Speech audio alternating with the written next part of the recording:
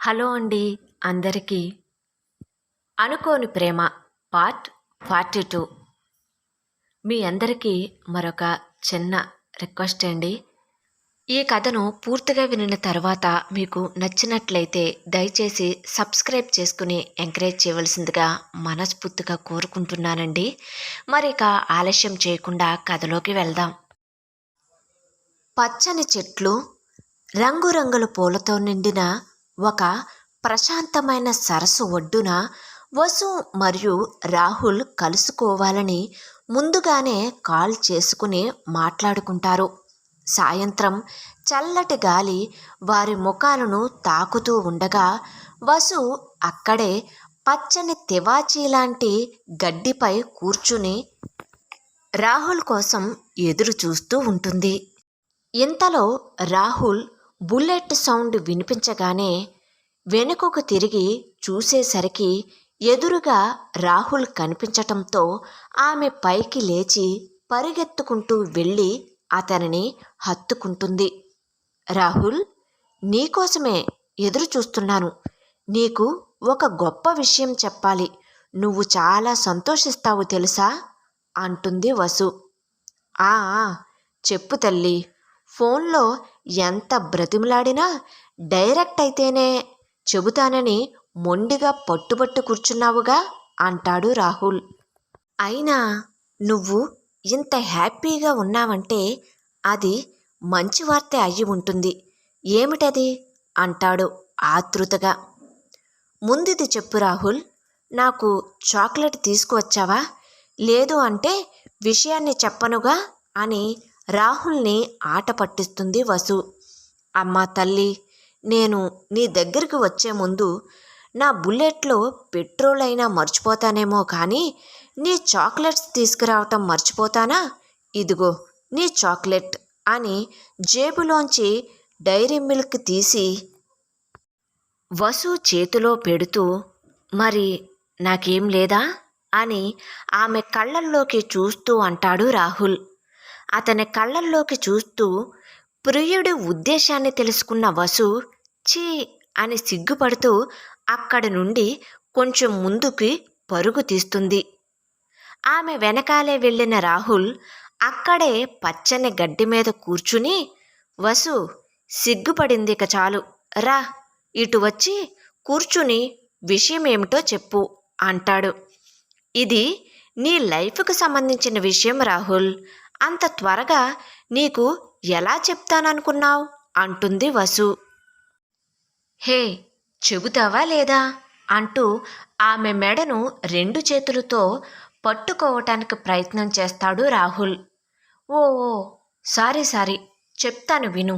మా అన్నయ్య మీ అన్నయ్యకేమైంది అంటాడు. ప్రస్తుతానికి ఏమీ అవ్వలేదు. అన్నయ్యకు పెళ్లి కుదిరింది కాబట్టి కొన్ని రోజులలో పెళ్ళి అవుతుంది అంటుంది. రాహుల్ ఒక్కసారిగా ఆనందంతో రియల్లీ అని వసు భుజాలను పట్టుకుని కుదుపుతూ, నిజంగానా వసు? ఇది నిజంగా నా లైఫ్కి సంబంధించిన శుభవార్తనే. నేను ఎప్పటి నుండో ఎదురు చూస్తున్న క్షణం ఇదే వసు. ఇంతకీ మీ అన్నయ్య ఎవరిని పెళ్లి చేసుకుంటున్నాడు అంటాడు రాహుల్. రాహుల్, నువ్వు నమ్మవు రాహుల్. ఆ అమ్మాయి పేరు ఛాయ. నిన్ననే మా ఇంటికి కూడా ఆమెను తీసుకువచ్చాడు మా అన్నయ్య అంటుంది వసు. మరొక షాకింగ్ విషయం చెప్పనా నీకు? మళ్ళీ అన్నయ్య చేసుకునేది అరేంజ్డ్ మ్యారేజ్ అనుకునేవు మరి అంటాడు రాహుల్. Love marriage. మా ఆఫీసులో అమ్మాయినే లవ్ చేస్తున్నాడు. ఏంటి వసు, ఈరోజు షాక్కుల మీద షాక్కులు ఇస్తున్నావు? అసలు పెళ్ళి అంటేనే ఆమడ దూరంలో ఉండే మీ అన్నయ్య లవ్ మ్యారేజ్ చేసుకుంటున్నాడు అంటే నాకు చాలా ఆశ్చర్యంగా ఉంది వసు అంటాడు. అవును రాహుల్, అన్నయ్య తనని చాలా ప్రేమిస్తున్నాడని నాకు అర్థమయ్యింది. వారిద్దరూ ఒకరి కళ్ళల్లో ఒకరు చూసుకుంటుంటే ఎంత బాగుందో తెలుసా చూడటానికి అని ఎంతో సంతోషంగా చెబుతుంది వసు. రాహుల్ ఆనందంతో వసు చేతులను పట్టుకుని, ఇది నిజంగా అద్భుతమైన వార్త వసు. మీ అన్నయ్య ఒక మంచి అమ్మాయిని ప్రేమించడం చూస్తుంటే నాకు చాలా సంతోషంగా ఉంది. నీకిది గుర్తుందా? ఆ రోజు నేను మా ఇంట్లో మన పెళ్లి విషయం మాట్లాడినప్పుడు ఆదిత్యకి కూడా పెళ్ళి అయితేనే నిన్ను మా ఇంటి కోడలుగా చేసుకుంటామని మా వాళ్ళు పెట్టిన కండిషన్ ఇప్పటికీ నాకు చాలా బాధ అనిపిస్తుంది. ఇప్పుడు మన పెళ్ళికి ఎలాంటి అడ్డంకులు లేవు వసు అంటాడు. అవును రాహుల్, నాకు కూడా చాలా హ్యాపీగా ఉంది.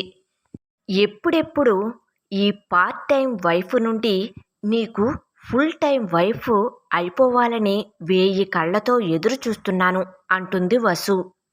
అయినా ఆ అమ్మాయి చాలా మంచిది. మా నాన్నమ్మ కూడా తనని ఎంతో ఇష్టపడుతుంది. అన్నయ్య, ఛాయా వదిన నిజంగా డీప్ లవ్లో ఉన్నారని వారి కళ్ళల్లో చూస్తే ఎవరికైనా ఇట్టే అర్థమవుతుంది రాహుల్ అంటుంది వసు. ఇప్పటికైనా మీ అన్నయ్య మంచి నిర్ణయం తీసుకున్నాడు వసు. ఇప్పుడు మన పెళ్లి కోసం ఎవరికీ భయపడవలసిన అవసరం లేదు. తొందరలోనే మన పెళ్లి బాజా మోగబోతుంది వసు అంటాడు రాహుల్. అవును రాహుల్, నేను కూడా అదే అనుకుంటున్నాను. మా ఇంట్లో డబల్ పెళ్లి సందడి మొదలవుతుంది. నువ్వు కూడా త్వరగా మా ఇంటికి వచ్చి ఒకసారి నాన్నమ్మ, అన్నయ్య వాళ్లతో మాట్లాడు రాహుల్ అంటుంది వసు అతడి కళ్ళల్లోకి చూస్తూ. ఆ మాట వినిన రాహుల్ ఉత్సాహంగా, తప్పకుండా వసు, నేను ఒక 2 డేస్లో మీ ఇంటికి వస్తాను. మీ అన్నయ్యను, నాన్నమ్మను, నీకు కాబోయే వదిన ఛాయాను కలవటానికి నేను చాలా ఆతృతగా ఉన్నాను. నిజంగా మీ అన్నయ్య వాళ్ళ లవ్ స్టోరీ వింటుంటే నిజంగానే వాళ్ళు ఇద్దరూ ప్రేమ పావురాల్లా అనిపిస్తున్నారు అని మాట్లాడుతూనే ఒక్కసారిగా వసుని కౌగిలించుకుంటాడు రాహుల్. వసు మరియు రాహుల్ ఇద్దరూ ఆనందంతో ఒకరినొకరు కళ్ళల్లోకి చూసుకుంటూ వారి ప్రేమకు ఇకపై ఎటువంటి అడ్డంకులు ఉండవని వారు నమ్ముతూ ఆ అందమైన సరస్సు వారి సంతోషానికి సాక్షిగా నిలబడుతుంది. వారిద్దరూ తమ భవిష్యత్తు గురించి ఎన్నో తీపి కలలు కంటారు. ఆదిత్య మరియు ఛాయాల ప్రేమ కథ వారిద్దరి జీవితాలలో కొత్త వెలుగులు నింపబోతుందనే సంతోషంతో అనుకోని ప్రేమ కథ కొనసాగుతుంది. కథ ఎలా ఉంది అనేది దయచేసి కామెంట్ సెక్షన్లో తెలియజేస్తారని ఆశిస్తున్నానండి. Thank you.